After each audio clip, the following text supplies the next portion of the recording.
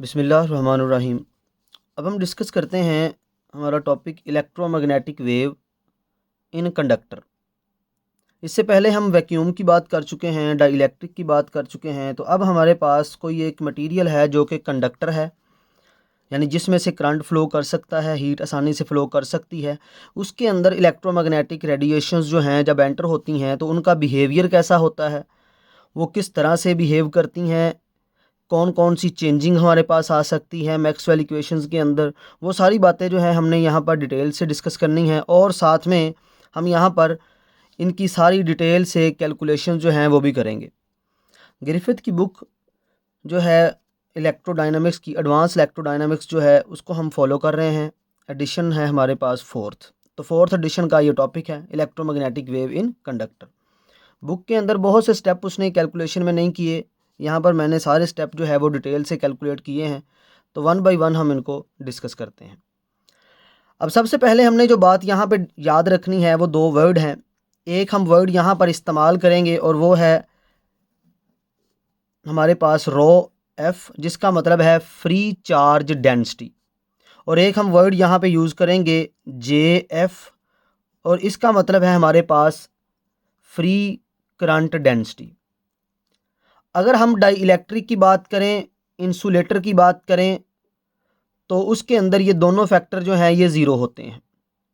लेकिन जब हम बात करते हैं कंडक्टर की, तो कंडक्टर के केस में हमारे पास जो फ्री करंट डेंसिटी है ये ज़ीरो नहीं होता, बल्कि ये नॉन ज़ीरो हो जाता है।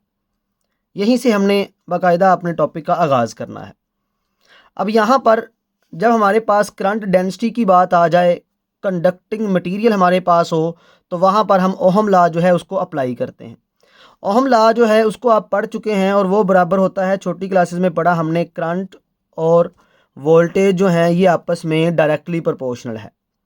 और इसको जब हम मज़ीद सिंप्लीफाई फॉर्म में लिखते हैं तो इसको हम कुछ इस अंदाज से लिखते थे, ये प्रोपोर्शनलिटी को ख़त्म करके 1/r और ये v। अब इसको हमने छोटी क्लासेस में ऐसे याद किया है, v is equal to I R. लेकिन हमने यहाँ पर ओहम लॉ को जो स्टडी करना है वो माइक्रोस्कोपिक लेवल पे स्टडी करना है। तो जब माइक्रोस्कोपिक लेवल पे स्टडी किया जाता है तो ये 1/r जो है इसको हम कंडक्टेंस या कंडक्टिविटी के नाम से जानेंगे। तो इसकी जगह हम इस्तेमाल करेंगे सिग्मा, और जो ये हमारे पास v है इसको हम रिप्लेस कर देते हैं E के साथ, इलेक्ट्रिक फील्ड के साथ। और जो I है इसको हम रिप्लेस कर देते हैं करंट डेंसिटी के साथ। यहाँ पर JF है तो फ्री करंट डेंसिटी के साथ हम इसको रिप्लेस कर देंगे।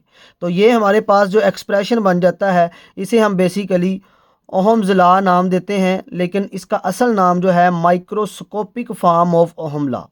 तो ये माइक्रोस्कोपिक की फॉर्म है, यानी छोटे लेवल की जब हम बात करते हैं उस वक़्त हम ओहम लॉ इस तरह से लिखते हैं। अब ये हमारे पास ओहम लॉ आ गया। जब हमारे पास फ्री करंट डेंसिटी मौजूद होगी तो उस वक़्त जो ओहम लॉ के मुताबिक हमारे पास जो मैक्सवेल्स इक्वेशन आएंगी वो कुछ ये इस तरह से आ जाएंगी। ये मैक्सवेल्स इक्वेशन आपको पहले से याद होनी चाहिए। अब देखिए, del dot D is equal to rho, rho की जगह आ गया रो एफ, और डी की जगह हमने एप्साइलन ई पुट कर दिया, और ई जो है एप्साइलन जो है इस तरफ आके डिवाइड हो गया, तो rho over epsilon delta dot E is equal to, ये हमारे पास आ गया। और del dot B is equal to zero, ये दूसरी इक्वेशन, या del dot H is equal to zero, ये हमारे पास एज इट इज़, ये इक्वेशन भी हमने पढ़ी है फेराडे लॉ वाली, ये भी एज इट इज़। उसके बाद हमने एम्पेयर लॉ पढ़ा है। एम्पेयर लॉ की यहाँ पे जे आता है तो जे की जगह हमने जे एफ इस्तेमाल करना है, और ये पार्शल डी और partial T as it is. अब डी किसके इक्वल है, एप्साइलन इंटू ए, तो डी की जगह आ जाएगा एप्साइलन इंटू ई। एप्साइलन शुरू में आ गया तो ये partial E over partial t आ गया। जे एफ किसके इक्वल है, सिग्मा ई के, तो हम यहाँ पर सिग्मा ई पुट कर देते हैं। तो ये हमारे पास फोर्थ इक्वेशन आ गई मैक्सवेल की, जब हमने ओहम लॉ को इस्तेमाल किया। अब हम जानते हैं इक्वेशन ऑफ कंटिन्यूटी किसके बराबर है। तो इक्वेशन ऑफ कंटिन्यूटी हम जानते हैं del dot J is equal to minus partial rho over partial T इसके बराबर है।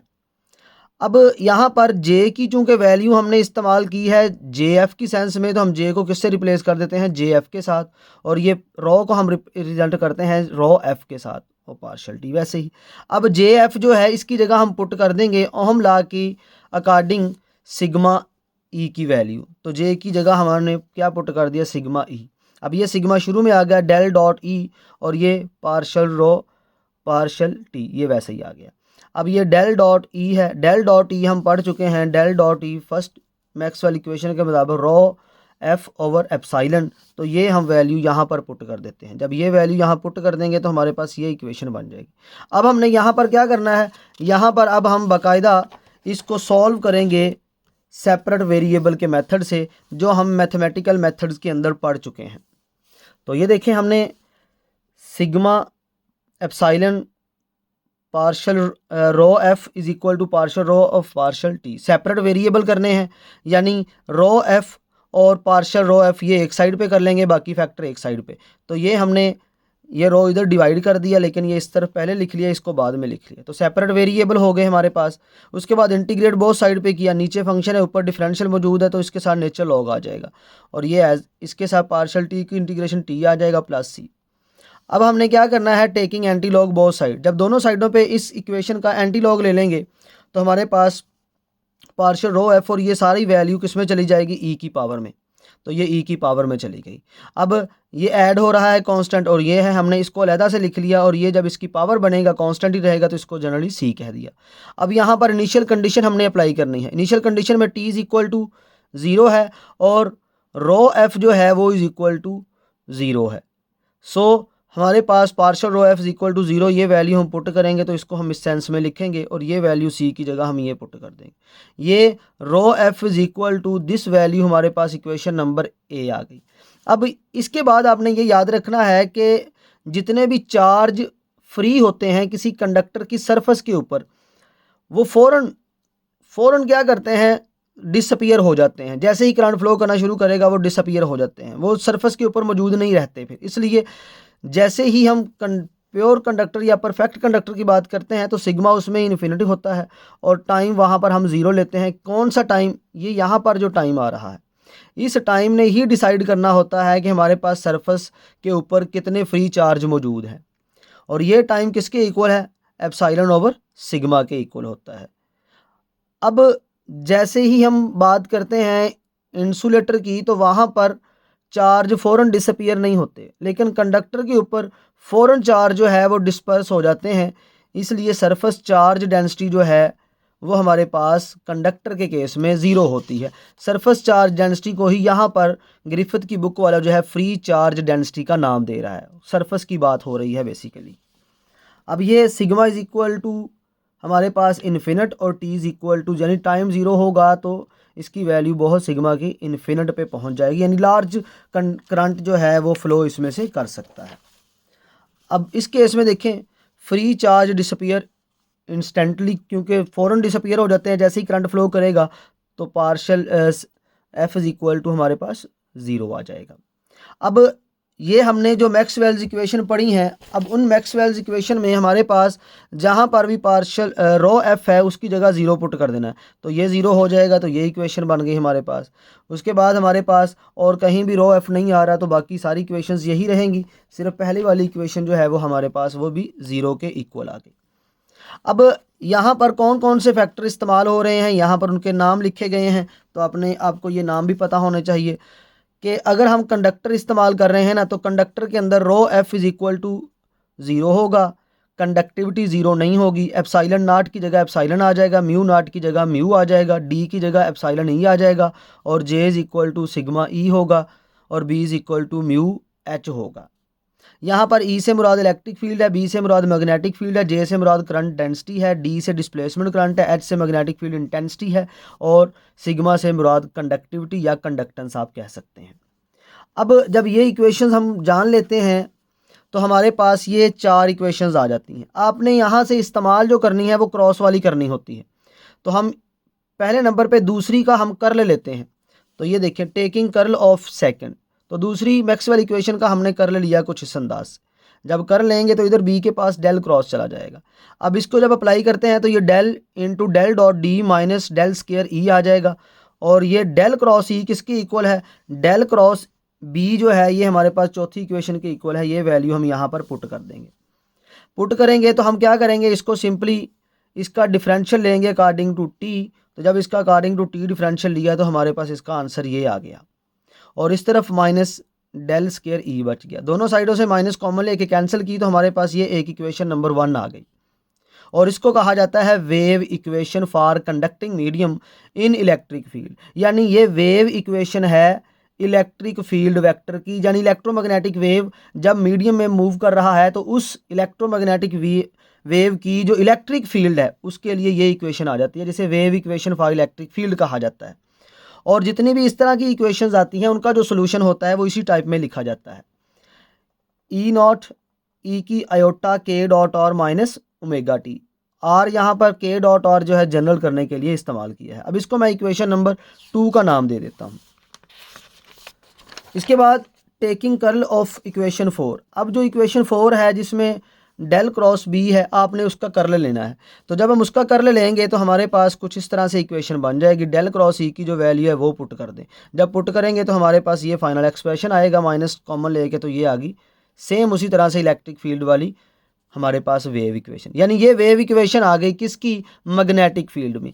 यानी इलेक्ट्रोमैग्नेटिक वेव जब मीडियम में चली जाती है तो उसके पास इलेक्ट्रिक फील्ड भी मौजूद है, मैग्नेटिक फील्ड भी मौजूद है। पहले हमने इलेक्ट्रिक फील्ड की इक्वेशन निकाली, अब हमने मैग्नेटिक फील्ड की इक्वेशन निकाली। तो सेम उसी तरह से इसका भी जो सोल्यूशन होगा वो ये इससे रिजेंबल करता होगा। जो सोल्यूशन होते हैं उसको लाजमी तौर पे इक्वेशंस को सेटिस्फाई करना चाहिए। तो हम क्या करेंगे, ये इक्वेशन नंबर जो 4 है इसको ये वाली जो इक्वेशन नंबर 3 है इसमें पुट करेंगे। यानी जहाँ जहाँ बी आ रहा है ना वहाँ हम ये वैल्यू पूरी की पूरी पुट कर देंगे। तो जब ये हम पुट करते हैं तो हमारे पास कुछ ये एक्सप्रेशन बन के आ जाता है। अब इसका डेरिवेटिव हमने डबल लेना है, किसके अकॉर्डिंग, पोजीशन के अकॉर्डिंग। यहाँ पर हमने सिंगल डेरिवेटिव लेना है टाइम के अकॉर्डिंग, यहाँ पर डबल डेरिवेटिव लेना है टाइम के अकॉर्डिंग। तो जब हम डिफरेंशियल लेते हैं यहाँ पर, क्योंकि डबल डेरिवेटिव है पोजीशन के अकॉर्डिंग, तो आयोटा के 2 दफ़ा मल्टीप्लाई होगा। यहाँ पर टाइम के अकॉर्डिंग है तो माइनस आयोटा ओमेगा आ जाएगा एक मरतबा मल्टीप्लाई होने के लिए। यहाँ पर डबल डेरिवेटिव है तो माइनस आयोटा ओमेगा इसका स्क्वायर यहाँ पर आ जाएगा। जब इसको सिंपलीफाई करते हैं हमारे पास ये एक्सप्रेशन आ जाएगा, iota square K square is equal to mu sigma minus omega iota plus mu sigma omega square और ये आयोटा, और ये हमारे पास एप्सिलॉन। अब आयोटा स्क्वायर किसके इक्वल है जी, -1 के, तो ये प्लस का सिंबल हो गया माइनस में, और ये हमने मल्टीप्लाई करके एज इट इज़ लिख दिया। और ये आयोटा स्क्वायर -1 है, इस वजह से ये माइनस के का स्क्वायर आ गया। दोनों साइडों से माइनस कॉमन ली तो ये K square is equal to mu epsilon omega square plus mu sigma omega iota इसके बराबर आ गया। इसको हमने इक्वेशन नंबर 5 का नाम दे दिया। अब यहाँ पर हमारे पास ये वाला जो के है, ये के बेसिकली ये यहाँ पर जो इस्तेमाल किया है हमने, जो कि वेव प्रोपेगेशन को रिप्रेजेंट कर रहा है, यानी वेव की प्रोपेगेशन वेक्टर है, ये उसको रिप्रेजेंट कर रहा है। अगर आप देखें तो ये हमारे पास रियल और इमेजिनरी फॉर्म में आ रहा है, इसलिए क्योंकि ये प्रोपेगेशन कांस्टेंट है तो इसकी नेचर कम्प्लेक्स है। इस वजह से हम इसको आसानी के लिए कुछ इस तरह से लिखते हैं, के इज़ इक्वल टू ये वाला alpha plus iota beta. Book में ऐसे नहीं लिखा, बुक में क्या क्या है, अल्फ़ा की जगह उसने के लिखा है और आर है रियल कंपोनेंट, और इस के का इमेजिनरी कंपोनेंट आयोटा के साथ लिखा है, इसे उसने कैपा का नाम दिया है। तो यहाँ पे मैं आसानी के लिए अल्फ़ा और बीटा इस्तेमाल कर रहा हूँ, इससे आपने परेशान नहीं होना। अल्फ़ा का मतलब के आर है और बीटा का मतलब के इमेजिनरी है। अब यहाँ पर के स्क्वायर है, लेकिन हमने ये के सिर्फ लिखा है, तो हम क्या करेंगे, इसका स्क्वायर ले लेते हैं दोनों साइडों पे। जब इसका स्क्वायर लेंगे तो ये के स्क्वायर आ गया, इसका स्क्वायर ओपन किया तो ये वैल्यू हमारे पास आ गई, इसको 6 इक्वेशन नंबर दे दिया। अब ये इक्वेशन नंबर 5 हमारे पास के स्क्वायर की, और ये हमने के स्क्वायर की वैल्यू निकाली जनरलाइज मेथड से, तो ये आ गया 6। अब 6 और 5 दोनों का कंपैरिजन कर ले। जब हम कंपैरिजन करेंगे तो आयोटा वाली आयोटा वाले के बराबर, जिसके साथ आयोटा नहीं है वो उसके बराबर जिसके साथ आयोटा इसमें नहीं है। तो alpha square minus beta square आ गया mu epsilon omega square, mu epsilon omega square, और ये म्यू सिग्मा ओमेगा किसके बराबर आ गया, 2 अल्फ़ा बीटा के। तो ये हमने इक्वेशन, इसको ये वाली जो इक्वेशन थी इसको हमने 6 कहा। ये इक्वेशन जो हमने कंपैरिजन करके निकाली, रियल पार्ट निकला जो, वो ए आ गया, और जो इमेजिनरी पार्ट से कंपैरिजन करके निकली उसे हमने इक्वेशन बी का नाम दे दिया।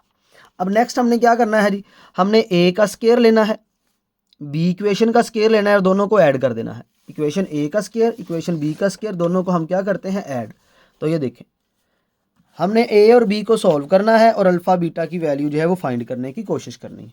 सो alpha A square plus B square, यानी ए स्क्वायर लें बी का भी स्क्वायर ले, फिर दोनों को ऐड कर लें। तो ये हमने दोनों का स्क्वायर लेके ऐड कर दिया। जब हम लेफ्ट साइड का स्क्वायर लेके ऐड करेंगे तो राइट साइड को भी करना पड़ेगा।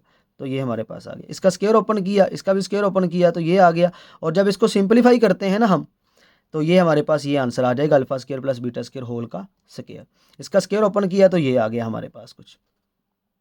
अब यहाँ पर स्क्वायर है, हमने स्क्वायर रूट ख़त्म करना है, तो इसकी तरफ हम क्या, स्क्वायर ख़त्म करने के लिए स्क्वायर रूट लगा देते हैं। तो जब ये स्क्वायर रूट लगा दिया, हमारे पास इसके ऊपर जज़र आ जाएगा। अब यहाँ पर हमने इस जगह पे 1 बनाना है, तो उसके लिए ये सारा फैक्टर हमने कॉमन ले लिया। जब ये सारा फैक्टर कॉमन लेंगे, यहाँ 1 आ जाएगा, और ये फैक्टर जो इधर नहीं होंगे वो इधर डिवाइड हो जाएंगे। अब ओमेगा की 4 कॉमन लिया है, इधर ओमेगा स्क्वायर है, तो 2 ताकत का फ़र्क है, वो 2 ताकत नीचे डिवाइड होगी। इधर से हमने सिग्मा स्क्वायर बाहर लिया है, ओमेगा एप्सिलॉन स्क्वायर, यहाँ एप्सिलॉन नहीं है, तो ये एप्सिलॉन स्क्वायर इधर डिवाइड हो जाएगा। ये क्यों लेते हैं, ये बेसिकली इस वजह से लेते हैं कि बाज़ औक़ात कैलकुलेशन करते वक्त हम बने बाइनोमियल सीरीज़ अप्लाई करनी होती है, और बाइनोमियल सीरीज़ तभी अप्लाई होती है जब शुरू में 1 हो, तो इसलिए हम यहाँ पर 1 बनाते हैं। तो ये हमारे पास 1 आ गया।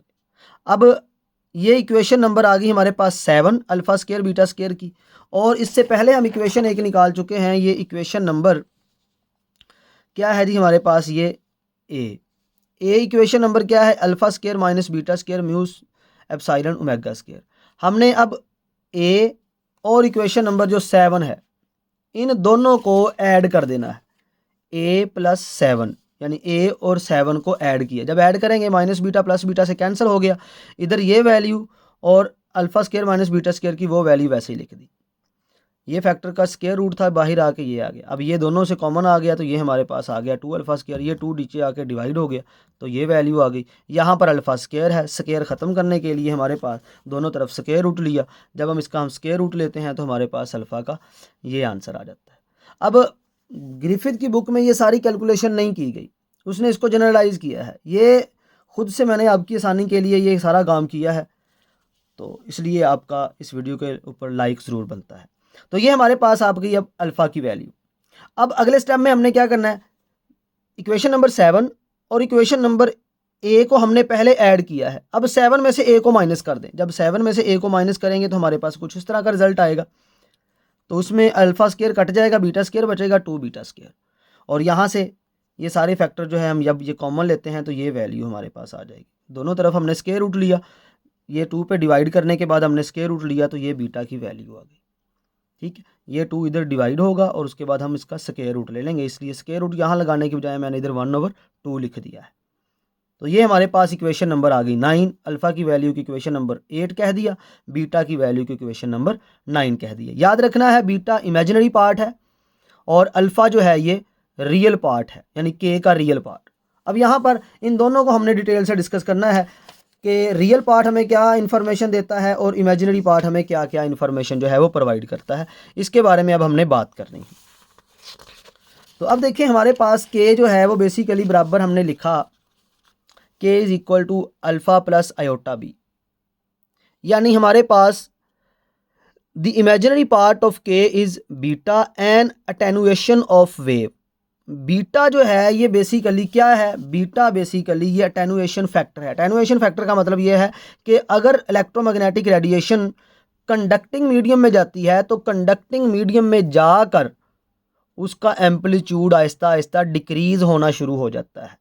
वो उतना ही नहीं रहता जितना पहले था, वो डिक्रीज़ होता है। तो ये बीटा फैक्टर जो है यानी इमेजिनरी पार्ट जो है ये बेसिकली मेजर करके देता है अटेनुएशन फैक्टर को।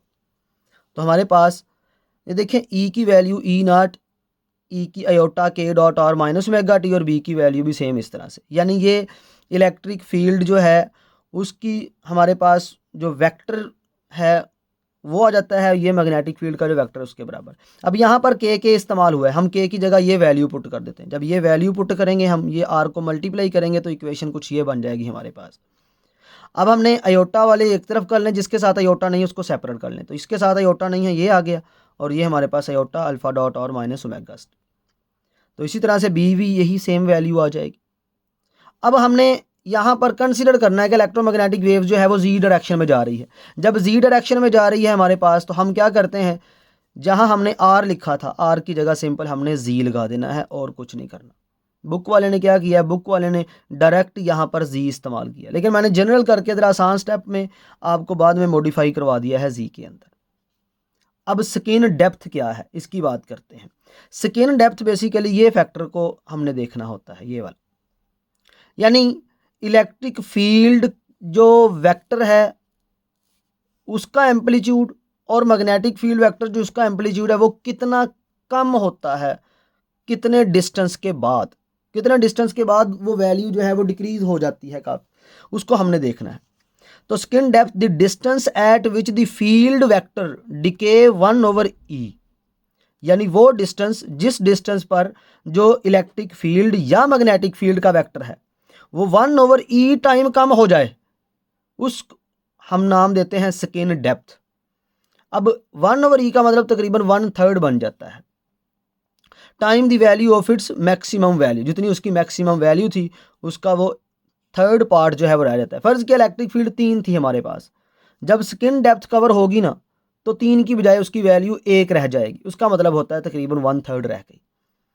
तो ये बेसिकली हमने जी की जगह पुट करना होता है 1/बीटा, बीटा से बीटा कट जाएगा, जी हमारे पास अगर हम 1/बीटा पुट करते हैं तो ये देखें एम्पलीट्यूड E0/1/e आ जाएगी, यानी E0 इलेक्ट्रिक फील्ड का हो सकता है, यहाँ मैग्नेटिक फील्ड भी हो सकती है, तो एम्पलीट्यूड उसका 1/e टाइम रिड्यूस हो जाता है। इसको हम ये 1/बीटा जो है इसको डिस्टेंस का नाम देते हैं, तो इसकी वैल्यू 1/बीटा यानी ये स्किन डेप्थ है। और आपको पता होगा बीटा की वैल्यू हम कैलकुलेट कर चुके हैं, तो यहाँ पर अगर आप बीटा की वैल्यू पुट करें तो हमारे पास सारे फैक्टर कांस्टेंट जो होते हैं उनकी सेंस में ये स्किन डेप्थ आ जाती है। अब स्किन डेप्थ जो है it measure of how far the wave penetrate into conductor, ये हमें ये मेजर करके देता है कि इलेक्ट्रोमैग्नेटिक वेव किसी कंडक्टिंग मीडियम में कितनी दूर तक जा सकती है। पेनिट्रेशन पावर के बारे में ये हमें इंफॉर्मेशन दे रही होती है। अब हम बात करते हैं इसके रियल पार्ट की। तो देखिए k is equal to alpha plus iota B, इसमें k जो है ये क्या है, रियल पार्ट है। Real part of k is alpha, determine the wavelength the propagation speed refractive index, यानी जो हमारे पास इस k का रियल पार्ट होगा वो क्या क्या मेंशन करके देता है, हमें वेवलेंथ देता है, स्पीड देता है और रिफ्रैक्टिव इंडेक्स देता है। सिंपल करने के लिए हम कहते हैं कि अल्फा जो है वो बेसिकली k के रियल पार्ट के बराबर है, और k हम पढ़ चुके हैं k बराबर होता है ओमेगा ओवर सी के, क्योंकि यहाँ मीडियम है तो इसलिए ओमेगा ओवर वी आ जाएगा। तो ये v ऊपर चला जाए के आर नीचे आ जाए तो हमारे पास v की वैल्यू ओमेगा ओवर के आर आ गई। इसकी जगह आप अल्फ़ा भी पुट कर सकते हैं ये, क्योंकि अब कंफ्यूज ना हो कि अल्फ़ा क्यों आ गया, इस वजह से मैंने यहाँ पे के आर इस्तेमाल किया है, क्योंकि रियल पार्ट है, ऑलरेडी बता चुका। अब v अगर इसकी बात की जाए ओमेगा ओवर वी, इसको हम लिख सकते हैं ओमेगा डॉट 1/v। ओमेगा किसके बराबर है, 2 पाई एफ के, और v किसके बराबर है, एफ लैम्डा के। एफ से एफ कैंसिल हो गया तो 2 पाई ओवर लैम्डा, लैम्डा ऊपर चला गया तो के आर नीचे आ गया, यानी 2 पाई ओवर के आर ये लैम्डा के बराबर है। यानी रियल पार्ट जो है आपको वो वेवलेंथ प्रोवाइड कर रहा होता है, तो यहाँ से आप के आर की जगह अल्फ़ा भी पुट कर सकते हैं। इसी तरह से दूसरा एक फार्मूला हमने रिफ्रैक्टिव इंडेक्स देखना है, तो refractive index n2/n1 is equal to v1/v2। अब हमारे पास कोई एक मीडियम है जो कि कंडक्टिंग है, लेकिन जो रेडिएशन जा रही है वो हवा से जा रही है, तो हवा में जो इलेक्ट्रोमैग्नेटिक रेडिएशन की स्पीड होती है वो c के बराबर है, इसलिए मैंने यहाँ पर c मेंशन किया। और मीडियम के अंदर जो स्पीड होती है वो डेफिनेटली c से कम है, इसलिए उसको हमने सिंपल v का नाम दे दिया। n2/n1, n2 जिस मीडियम में जा रही है, कोई भी कंडक्टिंग मीडियम हो सकता है, n1 हवा से जा रही है तो हवा का रिफ्रैक्टिव इंडेक्स 1 होता है। तो यहाँ से हमारे पास v की वैल्यू ये ऊपर निकाल, ये वैल्यू यहाँ पुट करें, ये ऊपर जाके फैक्टर मल्टीप्लाई होगा, तो रिफ्रैक्टिव इंडेक्स मीडियम का जिसके अंदर इलेक्ट्रोमैग्नेटिक वेव जा रही है उसका रिफ्रैक्टिव इंडेक्स किसके बराबर है, सी के आर ओवर ओमेगा, और के आर की जगह आप अल्फ़ा भी पुट कर सकते हैं, सो अल्फ़ा ओवर ओमेगा ऐसे भी लिखा जा सकता है। अब आप देखें, ये बात हम जानते हैं कि इलेक्ट्रिक फील्ड और मैग्नेटिक फील्ड जो हैं ये बेसिकली जितनी भी इलेक्ट्रोमैग्नेटिक वेव्स होती हैं उनमें electric field magnetic field perpendicular होती हैं। अगर इलेक्ट्रिक फील्ड एक्स एक्सिस के लॉन्ग है और वेव जा रही है जी के लॉन्ग, तो मैग्नेटिक फील्ड डेफिनेटली वाई के लॉन्ग होगी। तो हम इसको कम्प्लेक्स, क्योंकि हमने के इस्तेमाल किया, तो अब हम कम्प्लेक्स फॉर्म में ज़रा इसको लिखते हैं। तो हमारे पास इलेक्ट्रिक फील्ड अगर जी की तरफ इलेक्ट्रिक फील्ड वेक्टर जो है अलॉन्ग एक्स एक्सिस होगा, वेव जा रही है जी की तरफ, तो हमारे पास ये फैक्टर आएगा उसका, ये पहले पढ़ चुके हैं। और अगर हमने मैग्नेटिक फील्ड निकालना हो तो इसको हम जी से क्रॉस प्रोडक्ट लेते हैं, डिवाइड करते हैं वेलोसिटी के साथ, तो ये हमारे पास वैल्यू आ जाती है किसकी, ये वैल्यू आ जाती है मैग्नेटिक फील्ड की। अब जी क्रॉस एक्स जो है ये वाई के बराबर है और वी किसके इक्वल है, ओमेगा के आर के, तो इसको हम रीअरेंज करके लिखे तो ये आ जाएगा के आर ओवर ओमेगा और ये वैल्यू आ गई डी। इसी को हमने इक्वेशन नंबर सी कह दिया और ये हमारे पास इक्वेशन नंबर डी आ गई।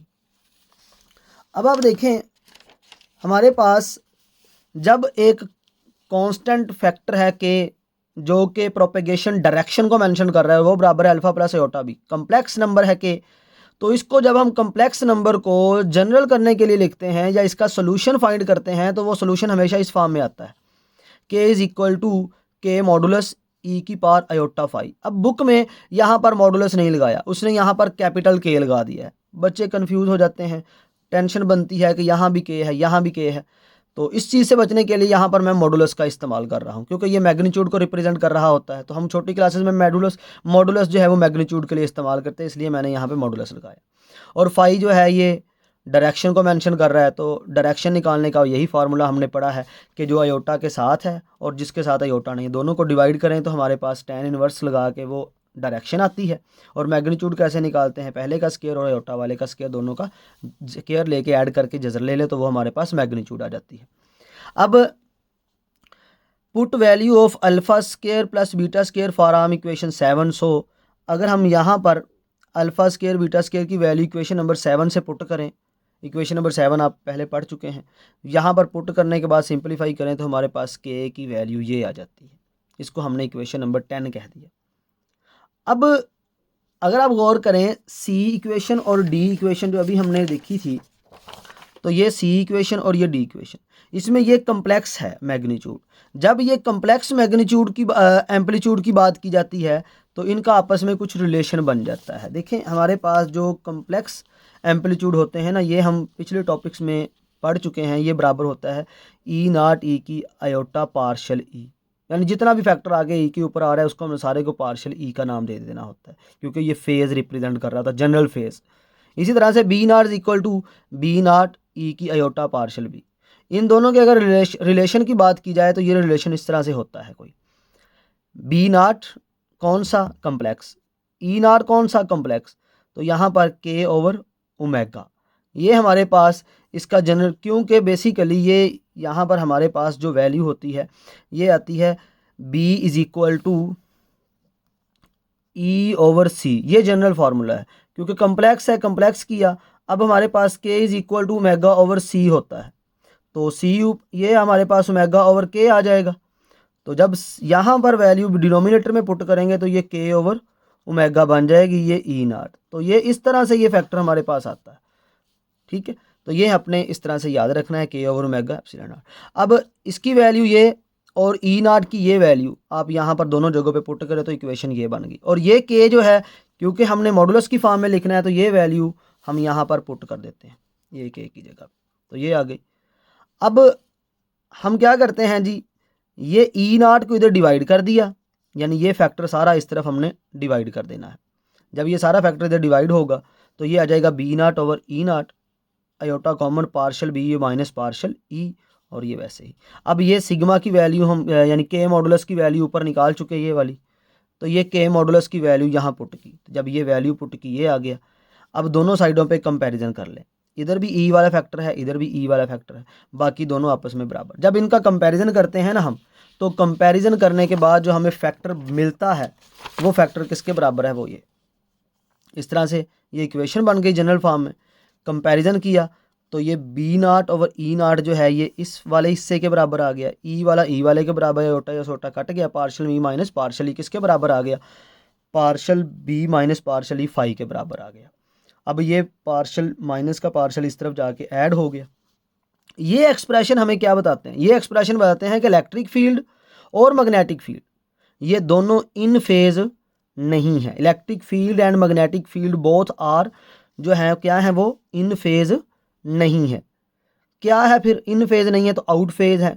अब जब आउट फेज की बात की जाती है तो एक लीड करता है और एक लैग करता है। तो यहाँ पर याद रखना है कि जो मैग्नेटिक फील्ड है वो इलेक्ट्रिक फील्ड को लैग कर रही होती है।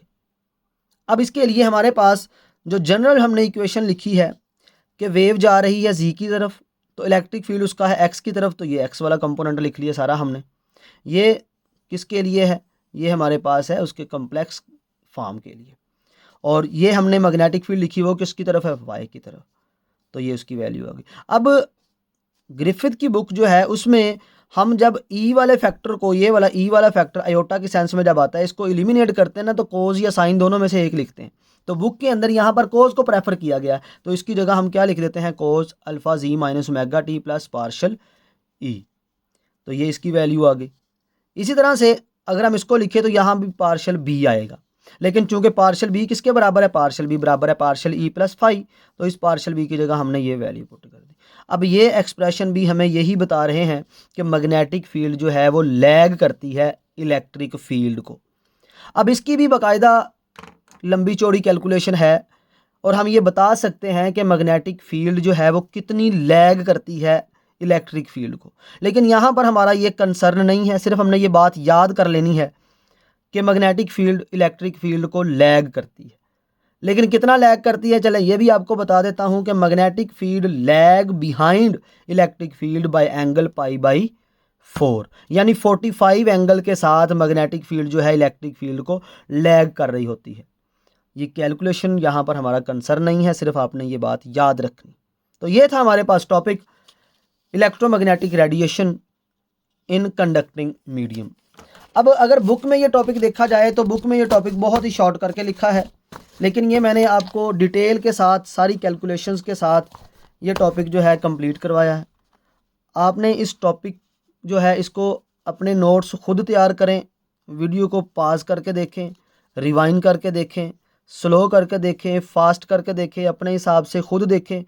सारी चीज़ें मैंने डिटेल से डिस्कस की हैं, सारी चीज़ें यहाँ पर लिखी हैं। इस वजह से अपने नोट्स आप खुद तैयार करें। जब अपने नोट्स आप खुद बनाएंगे, बार बार वीडियो को पॉज करके लिखेंगे, रोक रोक के आप नोट्स तैयार करेंगे, तो साथ ही टॉपिक भी आपको तैयार हो जाएगा। तो नेक्स्ट मिलते हैं इंशाल्लाह नेक्स्ट वीडियो में नेक्स्ट टॉपिक के साथ।